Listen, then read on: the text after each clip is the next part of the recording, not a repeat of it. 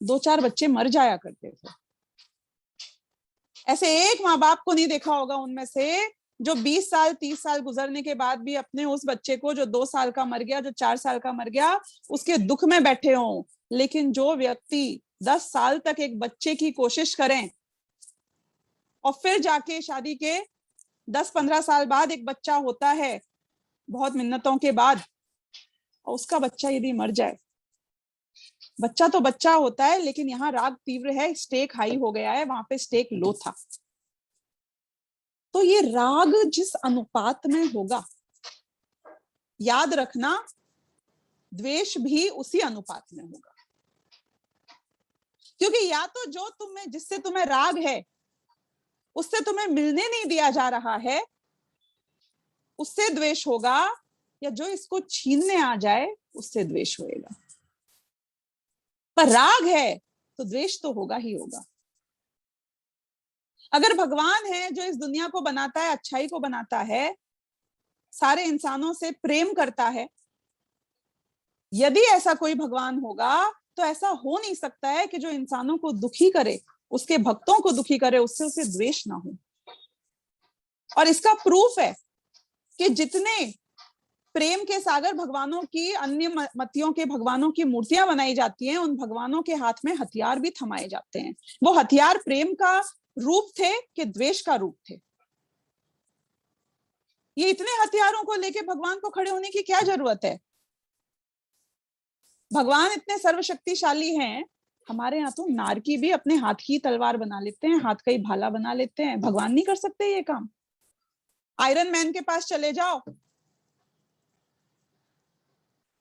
भगवान को इतने सारे हथियार पूरे टाइम अपने पास रखने पड़ते हैं, जैसे कि एक सैनिक अपने ऊपर इतनी सारी गोलियां बंदूकें लेके रखता है। मतलब मैं लॉजिकली ये बता रही हूँ कि इस बात को कॉमन सेंसिकली वो लोग भी एक्सेप्ट करते हैं कि राग होगा तो द्वेष जरूर होगा, क्योंकि राग के बिना द्वेष नहीं हो सकता है। द्वेष का मूल राग में। अब इससे हमने क्या बात सीखी? हमने ये बात सीखी कि राग इक्वल टू द्वेष, तीव्र राग इक्वल टू तीव्र द्वेष, मंद राग इक्वल टू मंद द्वेष, नो राग इक्वल टू नो द्वेष। देखो, एक प्रैक्टिकल लाइफ के लिए सीखने की बात बता रही हूं। कभी तुम्हारा गलती से भी यदि कोई तीव्र कषाई जीव के साथ कोई भी पाला पड़े, चाहे झगड़ा हो जाए और चाहे प्रेम का संबंध हो जाए, दोनों केसेस की बात कर रही हूं मैं। वो डर मूवी देखी थी शाहरुख खान वाली, बहुत पुरानी है, मुझे भी याद नहीं है, मैंने भी शायद बचपने में देखी थी, तुमने तो देखी नहीं होगी। उसमें जो शाहरुख खान बनता है, वो जूही चावला से इतना प्रेम करता है, इतना प्रेम करता है कि वो पागल हो जाता है। पागल मतलब रियल वाला पागल नहीं, प्रेम में पागल ऐसा कि खुद मरने और उसको मारने सबके लिए तैयार होता है। बताओ, ये दुनिया में जितने पाप होते हैं, लोग किसी लड़की के चेहरे के ऊपर एसिड फेंक देते हैं, क्यों किया उनने? क्योंकि वो उनका राग कि ये मेरी नहीं हो सकती है, मैं तो इसे अपनी बनाना चाहता हूं, पर मेरी नहीं हो सकती है तो किसी और की मैं इसे होने नहीं दूंगा।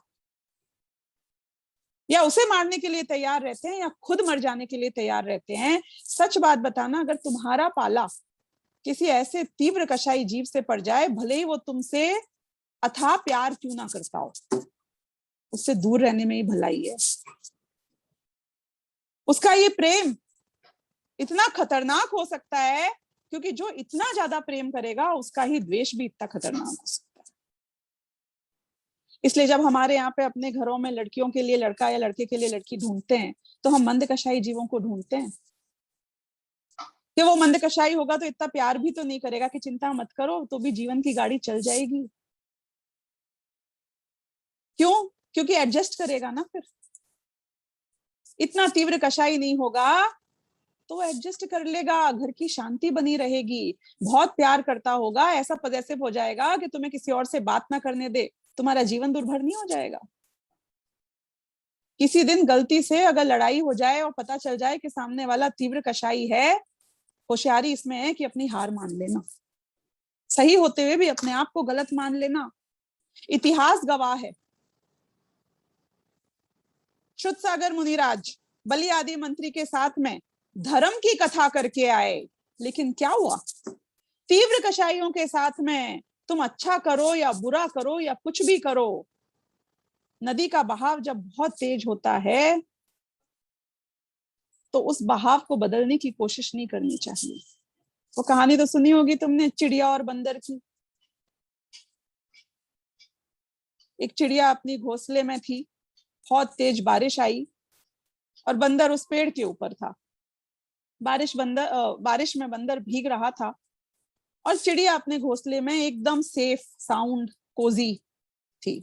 उसको दया आ गई बंदर पे। करनी चाहिए थी कि नहीं करनी चाहिए थी चिड़िया को बंदर पे दया? कहानी पता है कि नहीं पता है? आर्जव सोनगढ़ को नहीं पता है, अनिका को भी नहीं पता है, ठीक है शॉर्ट में बता देते हैं, कोई बात नहीं। उस चिड़िया को दया आ गई, बंदर भैया आप भी यदि पूरे टाइम खेलते कूदते नहीं मेरी तरह, जब मौसम अच्छा था, सूरज निकला हुआ था, तो एक घोंसला बना लेते, अपने लिए रहने का एक घर बना लेते, तो आज आप भी नहीं भीगते। बंदर है तीव्र कषाई यहाँ पर। तो उसने बोला अच्छा मेरे पे दया करती है, रुक मैं भी तुझ पे दया करता हूं। वो गया, उसने उसका घोंसला लिया अपने हाथों में, उसके अंडे फेंके, उसके घोंसले के टुकड़े टुकड़े करके बिखेर दिया जमीन पे, बोला ले अब तू भी मेरी तरह बेचारी है, अब बोल तू, तेरे पास भी घोंसला नहीं है, मेरे पास भी घर नहीं है, तू भी भीग अब मेरी तरह। तीव्र कषाई हो वहां से हट जाना बेटर है, हार मान लेना बेटर है, उससे उलझना नहीं। ऐसे का ना हमें राग चाहिए, ना ऐसे का हमें द्वेष चाहिए, क्योंकि ये वस्तु का स्वरूप है कि जहां तीव्र राग होगा वहां तीव्र द्वेष होगा, एंड वाइस वर्सा। अब ये बात हमें समझ में आ गई, चलो बहुत बढ़िया, कि तीव्र और मंदता इसका तो रिश्ता है। कभी आपने एहसास किया, ये महसूस किया कि जब भी राग और द्वेष होता है एक खिंचाव होता है? इस खिंचाव को कभी महसूस किया है? जब राग होता है तो एक खिंचाव होता है, जब द्वेष भी होता है तो एक खिंचाव होता है। इस खिंचाव को मैं स्ट्रेस भी कह सकती हूँ, इस खिंचाव को मैं एक दबाव भी कह सकती हूँ। आप रिलेट कर पा रहे हो जो मैं बात बता रही हूँ? ये दुनिया की जितनी भी स्ट्रेस की प्रॉब्लम्स हैं, ये जो तनावग्रस्त दुनिया है, ये तनाव पता है क्या है? ये दुनिया को नहीं पता है, लेकिन आप लोग जो आज इस बात को सुन रहे हो, या आप लोग समझोगे कि तनाव और कुछ नहीं है, राग है, और राग के कारण होने वाली आकुलता है। What is stress? अनुभव कर लो, खुद ही अनुभव कर लो। और एक बात बता रही हूं कि शब्द बहुत सरल हैं और कॉन्सेप्ट बहुत सरल है, पर मैं आपको वो बात बता रही हूं जो समय सार में मूल समझाई गई। मैं आपको वो बात बता रही हूं जो 34 से 38वीं गाथा में लेने वाली थी, उससे 36वीं गाथा में भावे भावक के रूप में एक तरीके से आई है। मैं नहीं प्रयोग करूंगी उन शब्दों का, क्योंकि मुझे आपको कंफ्यूज नहीं करना है, लेकिन एक बात समझना, बालबोध पाठमाला में कषाय की परिभाषा क्या पड़ी थी? कि जो आत्मा को कसे अर्थात दुख दे, यही थी ना? कसना मतलब क्या होता है? कसना मतलब क्या है? स्ट्रेस है कि नहीं है? बंधन है कि नहीं है? दबाव है कि नहीं है? ये कषाय क्या है? राग और द्वेष ही को तो कषाय कहते हैं। ठीक है, क्रोध मान माया लोभ उसके नाम बोलते होंगे, पर दो राग रूप हैं, दो द्वेष रूप हैं। राग द्वेष में चारों कषाय आ गई। ये राग करता क्या है मेरे साथ, आपको पता है? ये आत्मा को कस देता है, ये आत्मा के ऊपर बहुत बोझा ला देता है। ये हमें शांत नहीं रहने देता। ये स्ट्रेस ही वो है जिसके होने से आदमी की तबीयत भी खराब हो जाती है। ये स्ट्रेस ही वो है जो क्रिएट होता है तो कर्म हमें पकड़ लेते हैं और आके हमसे बंध जाते हैं। ये स्ट्रेस मैनेजमेंट यदि पूरी दुनिया का करना है, सारी दुनिया आज स्ट्रेस से परेशान है, ये स्ट्रेस के यदि थोड़े से और हम डेप्थ में जाते हैं तो देखते हैं कि ये जो राग द्वेष हो रहा है, ये जो कसावट हो रही है, ये जो आकुलता हो रही है, ये जो परेशानी हो रही है, इसका बीज हमारी कुछ मान्यताओं में है। यदि वो हमारी मान्यताएं सही हो जाती हैं तो ये स्ट्रेस अपने आप ही नहीं होगा। ये क्या मान्यताएं हैं जिसके कारण ये स्ट्रेस होता है? देखते हैं कि राग होता क्यों है, द्वेष क्यों होता है। ये तो हमने समझ लिया, क्योंकि राग होता है इसलिए द्वेष होता है। राग क्यों होता है, इसका जवाब दे सकते हो आप मुझे? ये जीव में राग होता ही क्यों है भाई? ये जीव का जो त्रिकाली स्वभाव है उसमें तो राग नहीं है। जीव के त्रिकाली स्वभाव में राग नहीं है। मेरा ओरिजिनल नहीं है ये राग, लेकिन फिर भी हो रहा है। क्यों हो रहा है? अनिका और प्रेरक बोलो। ये मिथ्यात्व से उत्पन्न होता है। मिथ्यात्व मतलब क्या होता है? उल्टी मान्यता, मतलब 7 तत्व जो हैं उनको सही तरीके से नहीं जानना, मतलब शरीर को अपना मानना इन अ सेंस। अब पुस्तक की भाषा छोड़ो, अपनी भाषा में बताओ इसका अर्थ क्या हो। आयुष बोलो। पर पदार्थों में सुख बुद्धि मानता है तो राग उत्पन्न होता है। पर पदार्थों में सुख बुद्धि मतलब क्या हुआ? कि यह चीज अच्छी है, यह चीज बुरी है, इस प्रकार से। तुम बहुत क्लोज हो, थोड़ा सा और आगे बढ़ना था। कौन है और? आरजव सोनगढ़ बोलो। पर वस्तुओं में मतलब संयोगों में अच्छा बुरा मानता है, परंतु अपनी इष्ट अनिष्ट कल्पना से ये नहीं जानता कि मुझे सुख हो रहा है, मुझे दुख हो रहा है। पर नहीं, ये क्या सब क्यों क्यों होता है? ये सब क्यों होता है? क्योंकि उसकी जो मतलब उल्टी मान्यता है पर वस्तुओं के बारे में, उसके कारण होता है। वो गलत मानता है पर वस्तुओं के बारे में ठीक कि है, मुझे प्रेरक सुख दे तुम बोलो। सकती है। ठीक है, प्रेरक तुम बोलो।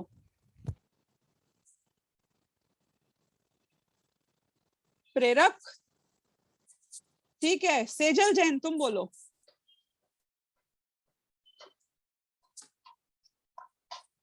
जल्दी जल्दी बोलो भाई, नहीं तो मैं ही बोल दूंगी फिर। यही सबसे बड़ी धमकी दे सकती हूँ मैं सब तुमको।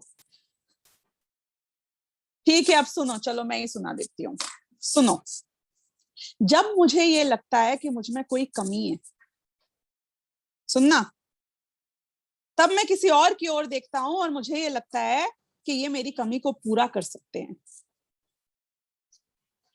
जब मुझे ये लगता है कि मैं दुखी हूं, मैं खुद के भरोसे तो खुश नहीं रह सकता, खुद के भरोसे सुखी नहीं रह सकता, तो उस सुख को खोजते हुए जब मैं दुनिया में जाता हूं, जो मुझे सुखी कर दे, ऐसा मुझे लगे कि ये मुझे सुखी कर सकता है, उससे मुझे राग हो जाता है। जो मेरे सुख को ना होने दे, उससे मुझे द्वेष हो जाता है। इसकी बहुत अच्छी व्याख्या, ये राग की परंपरा, राग से राग और किन किन से मुझे राग होता है, और द्वेष से द्वेष और किन किन से मुझे द्वेष होता है, ये पंडित टोडरमल जी ने मोक्षणा प्रकाशक में बहुत अच्छी तरीके से समझाई है, जो तुम अगले साल या इस साल में पढ़ोगे जरूर। तो मेन बात क्या है कि मुझे ये लगता है कि मुझ में कोई कमी है। देखो, एक मैं उदाहरण हमेशा दिया करती हूं कि मैं अपने पड़ोसी के घर एक कटोरी लेकर गई कि मुझे जरा एक कटोरी शक्कर दे देना। इसका अर्थ क्या है? तुमको करमचंद जासूस की औलाद होना जरूरी नहीं है इसका अर्थ समझने के लिए। क्या है इसका अर्थ कि मैं पड़ोसी के घर कटोरी में एक कटोरी शक्कर मांगने गई हूं? तो इसका अर्थ बहुत सिंपल है कि मेरे घर में शक्कर खत्म हो गई है। बराबर मैं कहूं कि मेरे घर में तो 20 बोरे रखे हैं शक्कर के, अब आप क्या समझोगे मुझे? फिर भी मैं कटोरी से पड़ोसी के घर अगर एक कटोरी शक्कर लेने गई हूं, लॉजिक अगर बिठाना है तो तुम बोलोगे इनको पता नहीं होगा कि इनके घर में 20 बोरे पड़े, है ना? लॉजिकली तो यही बैठेगा कि वास्तव में यही हो रहा है, क्योंकि जिसको पता हो कि मेरे पास 20 बोरे शक्कर के हों और फिर भी वो कटोरी लेके चला जाए, तो उससे बड़ा मूर्ख और कोई होता नहीं है। आप और हम अपने अंदर आनंद का सागर लिए बैठे हैं। जो सुख हमें चाहिए, अनंत सुख मुझ में है। मेरा त्रिकाली स्वभाव कैसा है? 47 शक्तियों की जब चर्चा आती है समय सार में, उसमें बहुत अच्छी चर्चा आई कि वो कहते हैं कि आत्मा में दुख नाम का तो कोई गुण ही नहीं है, आत्मा में सिर्फ सुख नाम का ही गुण है। तो जैसे यदि तेल का कुआं है और उसमें से पानी निकालो तो तेल निकलना चाहिए ना, क्योंकि कुएं में तेल भरा है। शक्कर का बोरा है, उसमें से कुछ निकालो तो शक्कर निकलनी चाहिए। तो आत्मा में अगर त्रिकाल में आनंद भरा हुआ है तो ये दुख कहां से निकल आता है भाई? ये दुख कैसे हो जाता है? तो उनने कहा कि दुख का अस्तित्व त्रिकाली ध्रुव में नहीं है, उसके गुणों में नहीं है, उसकी एक समय की विकारी पर्याय में है, क्योंकि ये विपरीत पुरुषार्थ करता है। विपरीत पुरुषार्थ करता है यानी कि उल्टा पुरुषार्थ करता है, और इस उल्टे पुरुषार्थ के कारण जो इसमें है ही नहीं वो करने की कोशिश करता है। अब एक बात बताना मुझे दिव्यता, जब तुम बड़ी हो जाओगी और तुम्हें लड़के वाले देखने आएंगे तो मम्मी पापा क्या कहेंगे? पुराने जमाने के मम्मी पापा ऐसा कहते थे कि चुपचाप शांत रहना, थोड़ा सा मुस्कुराना। वैसे तो तुम्हारा मुंह दिन भर बंदी नहीं होता है, लेकिन उनके सामने बड़बड़ बड़बड़ बड़बड़ मत करती रहना। वैसे तो तुम अपनी बत्ती सी दिखा के हंसा करती हो, उनके सामने थोड़ी शांति से हंस लेना। ऐसे ही बोलेंगे ना मम्मी पापा, पुराने जमाने के मम्मी पापा, कि बेटा जैसी तुम हो वैसे रहने की आवश्यकता नहीं है। 4 दिन के लिए तो उनको लगना चाहिए कि थोड़ी सभ्य लड़की है, फिर तो असलियत निकल आएगी तुम्हारी जो भी। आजकल के मम्मी पापा ऐसा नहीं बोलेंगे, खासतौर पे अगर मैं तुम्हारी माँ हूं तो मैं ऐसा नहीं बोलूं। क्या बोलूंगी मैं? कि जैसे हो वैसे रहो बेटा। क्यों वैसे ही रहो? क्योंकि तुम जो सैंपल दे रही हो माल खरीदने से पहले, वो सैंपल भी माल की क्वालिटी का होना चाहिए ना। नहीं आई बात समझ में? ये तो धोखेबाजी हो गई नहीं? क्या मैं ऐसे घर में शादी करना चाहूंगी जहां पर वो बोले कि तुम थोड़ी सी आवाज तेज करके बोल ही नहीं सकती हो, मेरी तो वॉल्यूम ही नॉर्मली इतनी हाई पे रहती है। तो मैं कैसा लड़का पसंद करूंगी, कैसा परिवार पसंद करूंगी कि जैसी मैं हूं मुझे स्वीकार करे? लॉजिक बैठ रहा है कि नहीं बैठ रहा है? हम ऐसा घर चाहते हैं कि नहीं चाहते हैं? हम ऐसे दोस्त चाहते हैं कि नहीं चाहते हैं कि जिनके सामने हम खुद रह सकें? We are ourselves. हमें ऐसे दोस्त नहीं चाहिए जिनके सामने हम बनावटी रहें। ऐसे दोस्त नहीं चाहिए जिनके सामने हमको ऐसे हाथ रख के और ऐसे पैर रख के फॉर्मली बैठना पड़े। ऐसे दोस्त चाहते हैं कि यहाँ टांग फेंके वहां टांग फेंके। नहीं, खांसना है तो खांस दें और डकारना है तो डकार दें, यही दोस्त चाहिए ना तुमको? यानी कि ये बात हम समझते हैं प्रैक्टिकल लाइफ में कि जो हम हैं वैसे ही हम रहना चाहते हैं, तो ही हम अच्छे से खुशी खुशी रह सकते हैं, आनंद में रह सकते हैं। ऐसा नहीं है कि हम फॉर्मल नहीं हो सकते। मैं भी तो हो रही हूं ना फॉर्मल, देखो तुम लोगों के सामने इतने सीधे सच्चे बनकर एकदम शांति से बात कर रही हूं। पर ऐसा कैसे हो सकता है? ये थोड़े टाइम के लिए हो सकता है। किसी आदमी के साथ तुम वेकेशन पे चले जाओ 4 दिन के लिए तो उसका असली रूप देखने में आ जाएगा, क्योंकि 1 घंटा 2 घंटा तो आप बनावटी रह सकते हो, ज्यादा नहीं रह सकते हो। मुझे ये जानना है कि मेरी असलियत क्या है। मेरी असलियत है अनंत आनंद, मेरी असलियत है अनंत सुख। ये जो फॉर्मेलिटी में तुमको मेरी क्षणिक पर्याय में दुख होता हुआ नजर आ रहा है, ये मेरा स्वभाव नहीं है। ये मेरे उल्टे पुरुषार्थ की वजह से मेहनत करनी पड़ती है ना।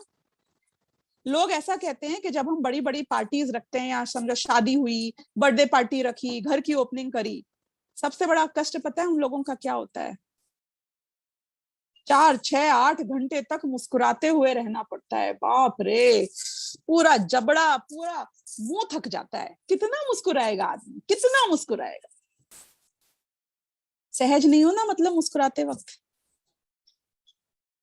इसका मतलब है ये सहजता नहीं है। इसलिए हमारे भगवान का जो चेहरा, जो मूर्ति बनती है, वो मुस्कुराती हुई नहीं बनती है, वो सहज नहीं है मेरे लिए। जिसमें तुम थक जाओ वो सहजता कैसी? जो तुम्हें परेशान कर दे वो सहजता कैसी, जिसमें आकुलता हो जाए वो सहजता कैसी। देखो गंगा का पानी जब हिमालय से बंगाल की खाड़ी में जाता है तो कितनी एनर्जी लगती है? कोई एनर्जी नहीं लगती। लेकिन बंगाल की खाड़ी से यदि कोई पानी हिमालय पे ले जाना हो तो जानते हो कितना खर्चा होएगा, कितनी मेहनत लगेगी, क्योंकि वो उल्टा पुरुषार्थ है। मैं 25 माले पे रहती हूं, यदि मुझे पानी नीचे फेंकना है यहां से तो फ्री में चला जाता है, लेकिन नीचे से मेरे बाथरूम में, मेरी किचन में पानी आने के लिए पैसे लगते हैं। क्या है, काम तो वो भी होता है, ऐसा नहीं है कि पानी नीचे से ऊपर नहीं आता है, लेकिन उसे कहते हैं विपरीत पुरुषार्थ। पानी का स्वभाव है नीचे की ओर ढलना, लेकिन पानी ऊपर भी जाता है। कब? जब विपरीत पुरुषार्थ होता है। हमें बहुत मेहनत लग रही है ये राग द्वेष करने में, हमें बहुत मेहनत लग रही है ये दुखी होने में। क्या बेवकूफ निकले हम, नहीं? इतने कष्ट लेके, इतने परेशान होके दुखी और करते हैं अपने आप को बैठ के। हाँ, अरे खुश रह लेते भाई। अब हमें ये विचार करना है कि मेरे पास जब इस आनंद का सागर है, अनंत सुख मेरे स्वभाव में पड़ा है, और ये पर्याय का अस्तित्व एक क्षण का होता है, ये अवस्था है जो एक क्षण में नष्ट हो जाती है। मैं हर समय का दुख नया पैदा कर रहा हूं अपने विपरीत पुरुषार्थ से। हाँ, अच्छे पागल निकले हम तो। इसका कारण क्या था कि भाई साहब, सच बात तो ये थी, मुझे पता नहीं था कि मेरे पास 20 बोरी शक्कर घर में पड़ी है। और यदि आपने कह भी दिया होगा और मैंने सुन भी लिया होगा तो मुझे विश्वास नहीं हुआ होगा कि वाकई में हमारे पास 20 बोरी शक्कर पड़ी है। ऐसे ही अनादिकाल से इस जीव को पहली बात तो ये पता ही नहीं थी कि आनंद का सागर तो मेरे अंदर है। मैं कटोरी लेकर पड़ोसी भोगों के पास जाता हूं, विषयों के पास जाता हूं, कहता हूं थोड़ा सा सुख देगा क्या? कितने लोग अपने मोबाइल के ऊपर OTT platform, Netflix, ZEE5, Amazon prime के ऊपर प्रोग्राम्स देखते हैं। हाथ ऊपर करना जरा भैया। क्या मांगने जाते हो उनसे? सुख। सुख तो हमारे ही अंदर पड़ा हुआ है। लेकिन भोजन करते हैं, क्या मांगते हैं हम भोजन से? सुख। अरे सुख तो मेरे ही अंदर पड़ा हुआ है। सोचना, विचार करना, सुबह से लेके शाम तक, दिन और रात में हम हर परद्रव्य से सुख मांग रहे हैं। लड़के सोचते हैं खूब बढ़िया नंबर आ जाए हमारे, टॉप कर लें हम तो। मैं एक शॉर्टकट बताऊं, मन में मान लो कि तुमने टॉप कर लिया है। अरे जब पता चलेगा कि टॉप कर लिया है तब भी ज्ञान में झलकेगा कि मैंने टॉप किया है। तुम अपने उस ज्ञान में इस बात के झलकने पर कि मैंने टॉप किया है खुश हो लोगे। आज ही मान लो, मन के लड्डू फीके क्यों, कम क्यों? बहुत गंभीर बात बताने जा रही हूं आप लोगों को। हमारा सुख और हमारा दुख ये हमारे हाथ में है, ये हम पे निर्भर करता है। ये हम अपने ज्ञान में किस रूप अपने आप को मानते हैं उस पर डिपेंड करता है कि हम सुखी हैं कि हम दुखी होंगे। मैं अपने आप को सुखी मानूं तो मैं बहुत सुखी हूं, और मैं अपने आप को आज दुखी मानूं तो मैं बहुत दुखी हूं। ऐसा कहते हैं कि एक आदमी, उसने अपने घर को ऐसा बनाया, उसमें 2 खिड़कियां लगाई। झोपड़पट्टी और महल के बीच में एक घर बनाया, अपने घर में 2 खिड़कियां लगवाई। एक खिड़की झोपड़पट्टी की तरफ, दीनहीनों की तरफ खुलती थी, और दूसरी खिड़की महल की तरफ खुलती थी। बोले भाई साहब आपने ऐसा क्यों किया? बोले डिसाइड कर लेता हूं कब कौन सी खिड़की खोलनी है। अपने सेंटिमेंट्स को देख के, अपनी भावनाओं को देख के डिसाइड कर लेता हूं कि अभी कौन सी खिड़की खोलनी है और किसको देखना है। क्योंकि ना मैं सुखी हूं महल वालों की तरह, ना मैं दुखी हूं उस झोपड़पट्टी वाले की तरह। मैं जो असलियत है ना वो इन दोनों के बीच है। अभी तो मैं आपकी और आज की बात कर रही हूँ। हम संसारी जीव हैं, अभी इस संसार में हैं। इस संसार में रहते हुए भी तुम्हारा जो ये ज्ञान का उपयोग है, ये 2 खिड़कियों को खोल सकता है एक ही वक्त में। तुम चाहो तो अपनी उस खिड़की को खोल के देख लो कि इस दुनिया में कितना गम है और मेरा गम कितना कम है। और तुम चाहो तो दूसरी खिड़की को खोल लो और देख लो कि हाँ, है ना मेरे पास मर्सिडीज, एक ही है सिर्फ, वो भी 3 साल पुरानी मर्सिडीज ही है, फरारी नहीं है अभी तक। चमचमाती हुई चाहिए हमें तो। तुम्हारी मर्जी है, तुम किसको देख लो। अब वो सुख मर्सिडीज या फेरारी या मारुति 800 में था ही नहीं ना बेटा। ये तो मेरी मान्यता में था, और इसका मतलब ये निकला कि मुझे राग होगा कि नहीं होगा, ये मैं डिसाइड करता हूं। मुझे राग मंद होगा कि तीव्र होगा, ये मैं डिसाइड करता हूं। और मुझे राग होगा या नहीं होगा, ये भी मैं डिसाइड करता हूं। सब कुछ मेरे अंदर है। और क्योंकि तुम्हें याद है हमने इक्वेशन करी थी स्टार्टिंग में कि राग इक्वल टू दुख, याद आ रहा है ना? राग इक्वल टू आकुलता, आकुलता इक्वल टू दुख। इसका मतलब है कि तुम अपने दुख के लिए और अपने सुख के लिए कर्मों को आरोप लगाते हो। वास्तव में तुम्हारा सुख और दुख तुम्हारे अपने अंदर है। मैं सुखी होना चाहूं तो मैं सुखी अभी हो सकता हूं, मैं दुखी होना चाहूं तो मैं अभी दुखी हो जाऊंगा। कौन सी खिड़की खोलनी है, कौन डिसाइड करेगा? घर तो आपका है ना, खिड़की तो आपकी है, तो डिसाइड भी आप ही करोगे। एक गजब का सिद्धांत बताऊं, हमें ऐसा लगता है कि मुझे अभी क्रोध आना था, मुझे ऐसा लगता है कि सामने वाले ने मुझे गाली दे दी, इसलिए मुझे क्रोध आ गया। बराबर ऐसे ही लगता है ना अपने को। एक्सीडेंट हो गया, पांव टूट गया, इसलिए मैं दुखी हो गया। ऐसे ही सोचते हैं हम तो। वास्तव में पता है क्या होता है? वास्तव में जैसा कर्म का उदय आना हो वैसा मैं भोगता नहीं हूं। वास्तव में मैं जैसा भोगता हूं वैसे कर्म का उदय आता है। वास्तव में जब मुझे बहुत गुस्सा आ रहा होता है, बहुत क्रोध उत्पन्न हो रहा होता है, क्रोध कषाय तीव्रता को प्राप्त हो गई होती है, उस समय एक मिरर की तरह क्रोध कर्म का ही उदय आ जाता है। वास्तव में तो ऐसा होता है कि जब मुझे गुस्सा आना होता है तो अपने आप ऐसा बनाव बनता है, ऐसे कर्म का उदय आता है कि सामने वाला मुझे गाली भी देता है, अपने आप निमित्त बन जाता है और अपने आप वो कार्य हो जाता है। दुनिया सच्ची में ऐसे चलती है। अब मैं ये बोल रही हूँ कि जब मेरे हाथ में गुस्सा करना या नहीं करना, दुखी होना या सुखी होना, तो मैं तो पूरे टाइम खुश रहता हूं ना यार। जब मेरे हाथ में मैं क्या फील करूं तो मैं उसे चुन सकता हूं ना जो मेरे लिए बेस्ट है, और मेरे लिए खुश रहना बेस्ट है। आज मैंने ये निर्णय कर लिया कि मैं तो खुश रहूंगी। मैं नीचे गई, मेरा पांव एक पत्थर की ठोकर से लड़खड़ाया और गिर गई और पांव में खरोच आ गई, पर मैंने डिसाइड किया था कि मैं खुश रहूंगी। तो पता है मैंने क्या सोचा?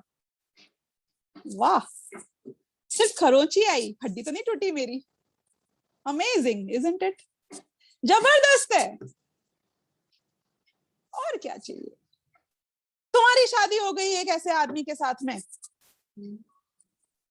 जो तुमको 4 गालियां देता है कि अच्छा बस गालियां ही तो देता है,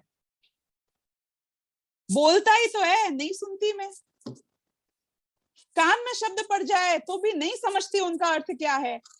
ये तो मेरे हाथ में है कि मैं क्या करूं और मैं कैसे करूं। हमारा सुख दुख हमारे हाथ में है। हमारे वर्तमान में हम जिसको जानते हैं हम उसको भोगते हैं। यदि मैं अपने आप को दुख रूप से दुखी होता हुआ जानूंगा, मैं अपने आसपास की वस्तुओं को जान के उसे प्रतिकूल मानूंगा, मैं ये सोचूंगा कि ये खाना खा लूंगा स्वादिष्ट भोजन तो मुझे सुख मिल जाएगा। प्रॉब्लम ये है कि उस भोजन में सुख है नहीं, वो तुझे देगा कैसे? वो तो जड़ है, जिसके पास खुद नहीं है उससे तू शक्कर मांगने गया है। कटोरी लेके पड़ोसी के पास जाती तो फिर भी बात समझ में आती। मैं तो कटोरी लेके सड़क के ऊपर, वो रहते हैं ना गरीब लोग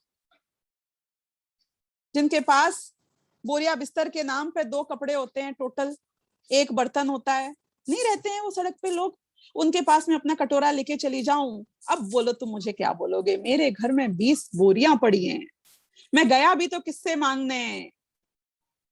जिसके पास पीने का पानी नहीं था उससे मांगने गया। ऐसी बेवकूफी मैं करता हूं, जड़ से, पुद्गल से, धन से, संपत्ति से, भोगों से, कर्मों से, इससे मैं सुख मांगता हूं। वो सुख जिसका सागर मेरे अंदर है, सुख का सागर मेरे अंदर है, उसका फायदा मुझे कब मिलेगा और किसे मिलेगा?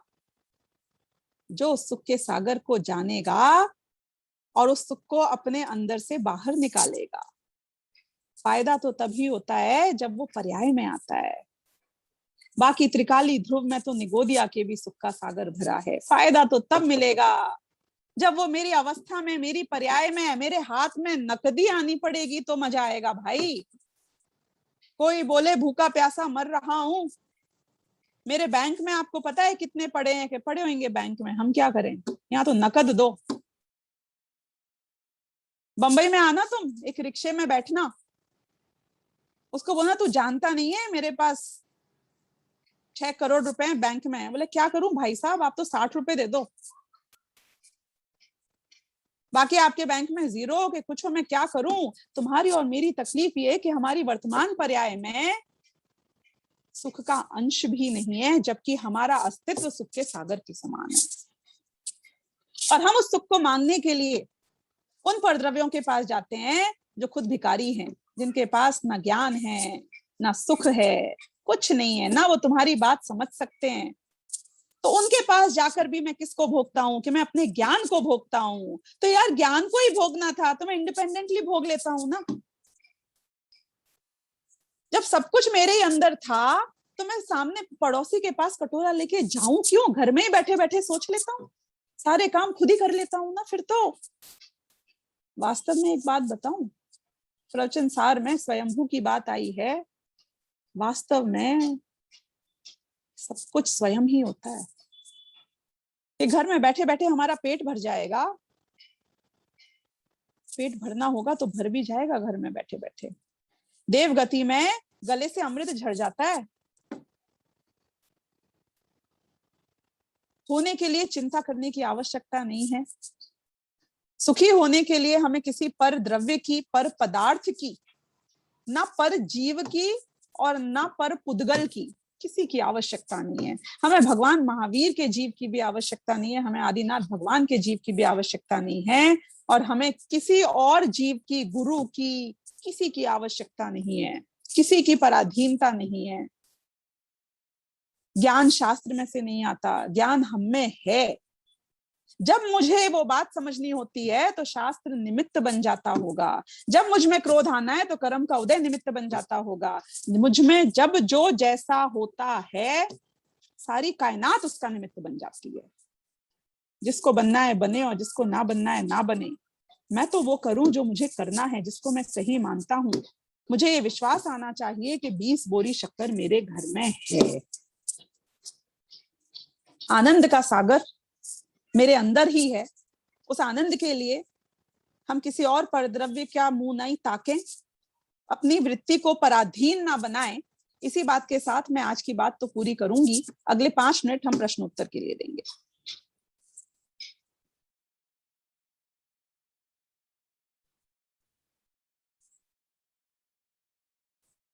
हाथ भी ऊपर कर सकते हो, म्यूट अनम्यूट भी कर सकते हो।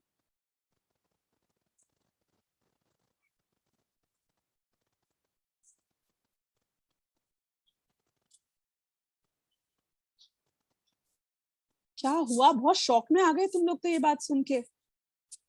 ऐसा लग रहा है सब लोग सुखी हो गए हैं, अपने अंदर सुख को तलाश लिया है, आनंद के सागर में गोते लगा रहे हो। अब तो अब कोई प्रश्न नहीं है, अब हम डिसाइड कर लेंगे हमको कैसे रहना है। नहीं, वास्तव में यदि जीवन ऐसा हो जाए तो इससे बढ़िया और कुछ नहीं हो सकता है। और ऐसा हो सकता है, और ऐसा होता है, और आपके साथ भी हो सकता है। ठीक है, तो यदि कोई भी प्रश्न नहीं है, सारी स्क्रीन देख लेती हूँ एक बार, कई लोगों के चेहरे तो नजर आते नहीं है ना एक साथ। ठीक है, बहुत बढ़िया। तो हम अपना मंगलाचरण करके इस बात को यहीं पे पूर्ण विराम देते हैं। ओके।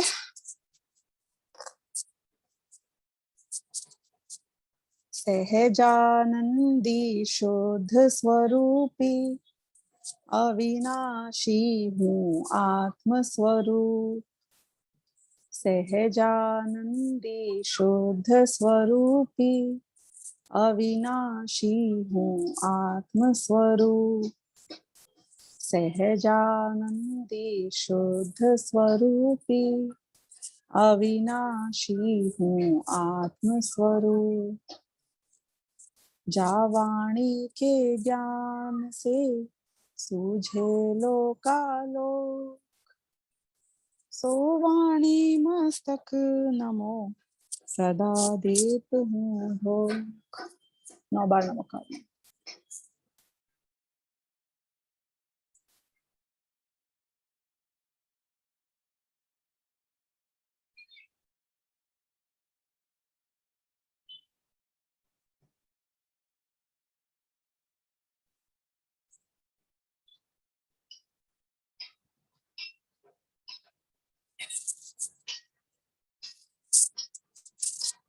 ठीक है, सभी को जय जिनेंद्र। जय जय जी।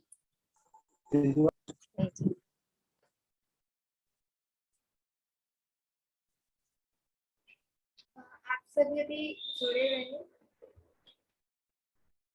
3:30 बजे संजीव जी की तत्वार सूत्र की क्लास चालू होगी। तब तक तत्वार सूत्र का पाठ कर लेते हैं।